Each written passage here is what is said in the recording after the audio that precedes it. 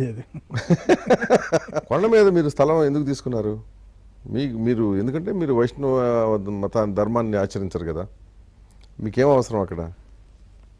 అంటే చాలా మందికి మా సంప్రదాయం శైవం అనుకుంటారు. చెప్పండి, శైవం వేరు వైష్ణవం వేరు. మేము శైవులం కాదు, అద్వైతులం. శంకరాచార్యులు శైవులు కాదండి. ఇలా విభూతి పెడతాడంటే శైవం కాదు, అద్వైతం. ఆయన మాట్లాడితే నారాయణ నారాయణ అంటాడు, అంటే విష్ణునామం తెరుస్తాడు, పట్టణం భస్మం పెడతాడు కదా. అందులో ఆయన శైవుడు కాదు వైష్ణవుడు కాదు. పూజ చేసేది అమ్మవారికి పూజ చేస్తాడు, రోజు శ్రీచక్రార్చన సాక్తాయి పూజ చేస్తారు. వాళ్ళది అద్వైత మతం. భగవంతుడంతా సర్వవ్యాపకుడు ఒకడే. వృక్షాల్లోని, పశువుల్లోని, పక్షుల్లోని, భూగోళంలోని, ఖగోళంలోని సర్వమే ఆయనే వ్యాపించున్నాడు. భగవంతుడు ఒకడే, ఆయనకు రూపం లేదు, అద్వైత స్వరూపం అని చెప్పే మతం మాది. అందులో మాకు శివుడైనా విష్ణువైనా అందరికీ మేము గురువులం కాబట్టి, జగద్గురువులం కాబట్టి షణ్మత స్థాపనాచార్యగా శంకరాచార్యులు వారు కీర్తించబడ్డాడు. ఆయన షణ్మతాలకి ఆయన అధికారి. ఏ మతాన్నైనా ఆయన చక్కబెట్టచ్చు.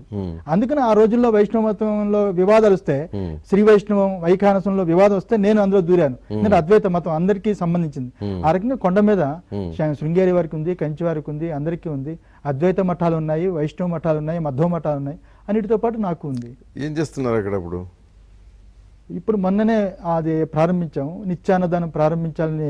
దానికి అంతా నిన్న అక్కడి నుంచే వచ్చి ఉన్నాము. బట్ టీటీడీ వాళ్ళు నిర్వహిస్తున్నారు నిత్యాన్నదానం అంటే రూముల్లో ఉన్న వాళ్ళు, వృద్ధులు, అక్కడి వరకు వెళ్ళని, అక్కడ ఉండలేని వాళ్ళు, మధ్యలో వచ్చేసిన వాళ్ళు, అలాంటి వాళ్ళకి అందరికీ భోజనాలు, పక్కన పని జరుగుతున్న పని వాళ్ళు, వీళ్ళకి వాళ్ళందరికీ భోజనం దొరకాలని ఉద్దేశం నిత్యాన్నదానం పెడతాం. అందరికీ టీటీడీ వెళ్ళి భోజనానికి వెళ్ళలేరు కదా. భోజనానికి దర్శనానికి వెళ్ళినప్పుడు వాళ్ళ భోజనం. నిర్మాణాలు పూర్తయిపోయాయండి? మాది పూర్తయిపోయింది. ఎవరు సుబ్రహ్మణ్యరెడ్డి గారు సహాయం చేశారా ఆ స్థలం? భక్తులు చాలా మంది. స్థలం కేటాయింపులు రెడ్డి గారు, కరుణాకర్ రెడ్డి గారు, సుబ్రహ్మరెడ్డి, కరుణాకర్ రెడ్డి వాళ్ళందరూ. సుబ్రహ్మణ్యం టైంలో ప్రారంభమైంది, కరుణాకర్ రెడ్డి టైంలో పూర్తయింది. ఇప్పుడు జనరల్గా రాష్ట్రంలో స్వాములు అంటే ఈ స్వాములుగా పేరు ప్రఖ్యాతులు పొందిన వాళ్ళు అందాం, ఏదో ఒక మహిమ ప్రదర్శిస్తారు భక్తులను ఆకట్టుకోవడానికి. ఉదాహరణకి ఈవెన్ భగవాన్ సాయిబాబా దగ్గర నుంచి కదా.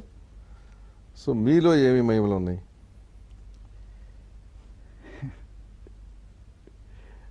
నేను మహిమలు అంతా నమ్మనండి.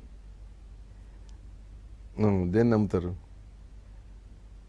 వేదములు పురాణాల్లో ఏదైతే భగవంతుడి యొక్క తత్వాన్ని చాలా చక్కగా నిర్దేశించారో దాన్ని చెప్పడం, దాని మీద ఆ ఆత్మ అనుభవం ఏదైతే ఉందో అది శాస్త్రీయంగా సాధన రూపకంగా దాన్ని పొందడానికే ఉన్నాయి. కానీ ఇప్పుడున్నవన్నీ మహిమలు సిద్ధులు అనుకోవడం పొరపాటు. మహిమలు సిద్ధులు అంటే శాస్త్రంలో ఉంది. అణిమ, లఘిమ, గరిమ, మహిమ ఇత్యాది. అంటే ఆంజనేయ స్వామి చిన్న కోతిలో ఉండేవాడు, ఆయన మళ్ళీ పెద్దవాడిగా అయిపోయాడు. ఆ సిద్ధులు ఇప్పుడు లేవు, ఆ సిద్ధులు అంతరించిపోయి ఆంజనేయ స్వామితో సరి. మరి లేని మహిమల్ని ప్రదర్శిస్తున్న వీళ్ళని ఏమనాలి ఇప్పుడు? అంటే నాకు నమ్మకం లేదు. నాకు ఒక ఆధ్యాత్మికమైన కమ్యూనిస్ట్ భావాలు ఉన్న వ్యక్తిని. కొన్ని మూఢనమ్మకాలు నాకు నచ్చవు. మీరు కమ్యూనిస్ట్ భావాలు, తీవ్రవాద భావాలు అన్ని ఉన్నాయి. స్వాముల్లో మీరు తీవ్రవాది అంటే మరి శంకరాచార్యులు కూడా తీవ్రవాదే కదండి. వివేకానంద తీవ్రవాది. ఈ రోజు ఆ రోజుల్లో శంకరాచార్యులు తీవ్రవాది కాకపోతే నాస్తిక మతంతో కూడిన బౌద్ధ మతం ఆ రోజుల్లో వెళ్ళిపోయేది కాదు. అలాగే వివేకానంద రాకపోతే ఇంత ఆధ్యాత్మిక వ్యవస్థ ఈ రోజు కాపాడేవాడు ఉండకపోను. అందులో ఆ రకమైన భావాలతో ఉన్నవాను కాబట్టి మహిమలు అవి ఆ జోలికి నేను పోను. నాకు అది దాని మీద నమ్మకం లేదు.